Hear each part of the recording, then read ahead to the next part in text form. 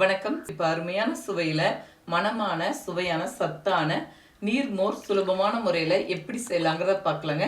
இந்த மாதிரி முறையில் நீர்மோர் செய்து கொடுக்கும்போது சின்னவங்கலேருந்து பெரியவங்க வரைக்கும் விரும்பி குடிப்பாங்க. அவங்களுக்கு சத்துக்கு சத்துமாச்சுங்க, உடலுக்கு ரொம்ப குளிர்ச்சியானதும் கூட.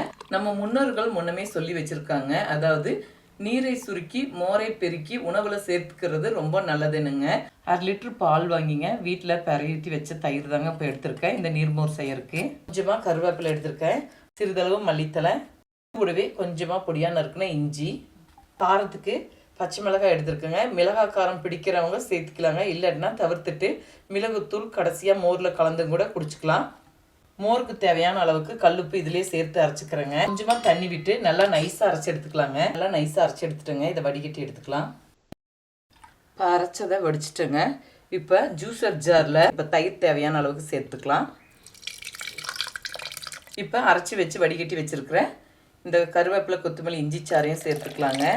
இப்போ தேவையான அளவுக்கு தண்ணி சேர்த்துக்கலாங்க. ஒரு 2 அடி அடிச்சுக்கிட்டா போதுங்க, இல்லாட்டி ரொம்பவும் வெண்ணெய் திரண்டு வந்த மாதிரி இருக்கும். பாருங்கள், வீட்டில் சுத்தமான பசும்பாலில் உரை ஊற்றி வச்சுருக்கிற தயிரில் அடிச்சங்காட்டிக்கு பாருங்கள் எவ்வளோக்கான வெண்ணெய் மிதங்கி வந்திருக்கு. உடலில் ஏற்படுற வறட்சி ஆகட்டுங்க, தோலில் ஏற்படுற வறட்சி ஆகட்டும், அது போக நீர்க்கடுப்புன்னு சொல்லுவாங்க, உடல் குளிர்ச்சிக்கு இந்த மாதிரி மோர் அடிக்கடி உணவில் சேர்த்துக்கிறது நல்லதுங்க.